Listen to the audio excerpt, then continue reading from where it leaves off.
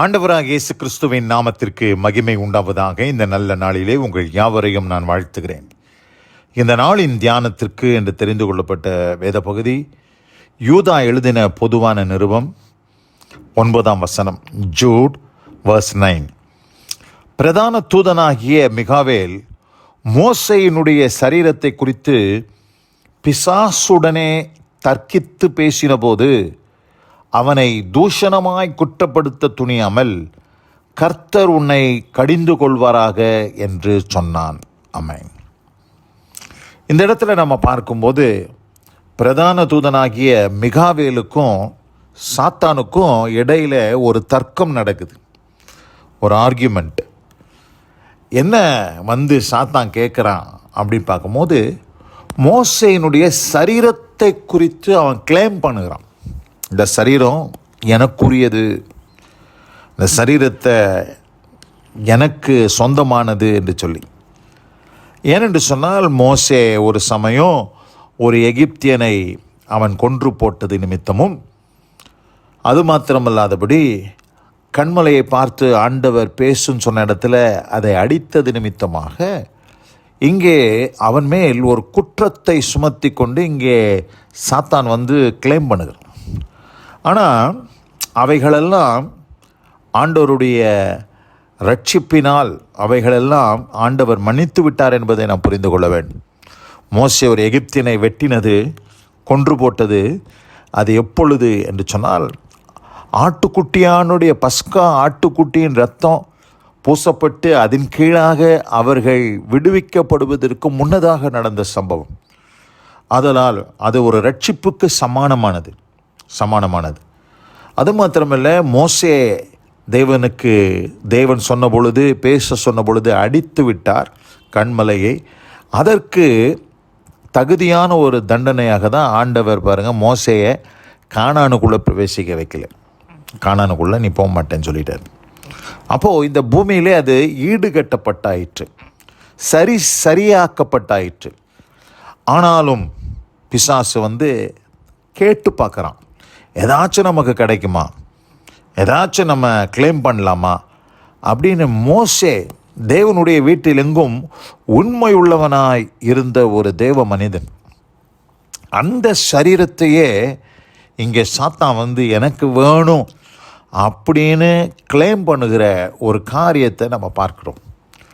இதிலிருந்து நாம் என்ன புரிந்து கொள்கிறோம் என்று சொன்னால், நாம் எத்தனை ஜாக்கிரதை உடையவர்களாக, நாம் எத்தனை பரிசுத்தம் உள்ளவர்களாக, குற்றமற்றவர்களாக, மாசற்றவர்களாக தேவனுக்கு முன்பாக நாம் காணப்பட வேண்டும் என்பதை தான் இந்த காரியம் நமக்கு சொல்லுகிறது.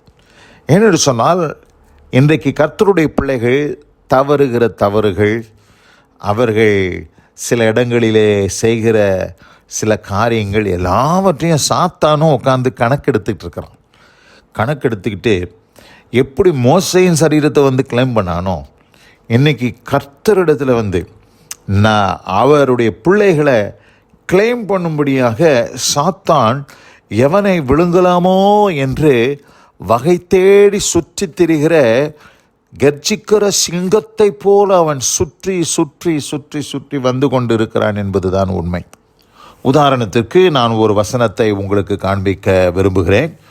யோவான் சுவிசேஷம் 14ஆம் அதிகாரம் 30ஆம் வசனத்தை வாசிக்கிறேன். John chapter 14 verse 30. இனி நான் உங்களுடனே அதிகமாய் பேசுவதில்லை, இந்த உலகத்தின் அதிபதி வருகிறான். யாரு? பிசாசானவன். இந்த உலகத்தின் அதிபதி வருகிறான், அவனுக்கு என்னிடத்தில் ஒன்றும் இல்லை. யார் சொன்னது? இயேசு கிறிஸ்து சொன்னார். அப்போ யார்கிட்டே வரான்? இயேசு கிறிஸ்துக்கிட்டே பிசாசே அவன் எதையாச்சும் கண்டுபிடிக்கலாமா, அவர் மேலே ஏதாச்சும் குற்றம் சுமத்தலாமா, அவர் அக்யூஸ் பண்ணலாமா என்று இயேசு கிறிஸ்துக்கிட்டே வரும்போது இயேசு கிறிஸ்து சொல்கிறாரு, அவனுக்கு என்னிடத்தில் ஒன்றும் இல்லை. இந்த அருமையான இந்த ஆசீர்வதிக்கப்பட்ட இந்த மனமகிழ்ச்சியினுடைய இந்த நல்ல நாளிலே இந்த தியானத்தை கேட்ட தேவ பிள்ளைகளே, தேவ ஜனமே, இன்றைக்கு நீங்களும் நானும் ஆண்டவருக்கு முன்பாக நின்று கொண்டு நம்மை பிசாசானவன் எந்த காரியத்தை குறித்தும் கிளைம் பண்ணாதபடி நாம் சொல்ல வேண்டிய ஒரு அறிக்கை என்னன்னு கேட்டிங்கன்னா, அவனுக்கு என்னிடத்தில் ஒன்றுமில்லை. மோசேயின் சரீரத்தை போய் கிளைம் பண்ண போனால் இந்த இடத்துல இயேசு கிறிஸ்துவனிடத்துல வந்தான். அப்படி இருக்கும்போது நீங்களும் நானும் எம்மாத்திரம், நம்மிடத்தில் அவன் வராமல் போவானா? வருவான். ஆனால் நம்ம சொல்லணும், அவனுக்கு என்னிடத்தில் ஒன்றும் இல்லை என்று இயேசுவானவர் சொன்னது போல நாம் சொல்வதற்கு நம்மை பரிசுத்தப்படுத்தி கொண்டு நம்முடைய ரட்சிப்பின் வஸ்திரங்களை காத்து கொண்டு குற்றமற்றவர்களாக தேவனுக்கு முன்பாக மாசில்லாதவர்களாய் நிற்பதற்கு நம்மை அவருடைய இரத்தத்தினாலே கழுவி சுத்திகரித்து ஆண்டவருக்கு முன்பாக நிற்க ஆண்டவர் உங்களுக்கும் எனக்கும் உதவி செய்ய வேண்டும். அப்படி நாம் நிற்கும்போது மாத்திரம்தான் சத்ருவுக்கு எந்த காரியமும் நம்மிடத்தில் இல்லை.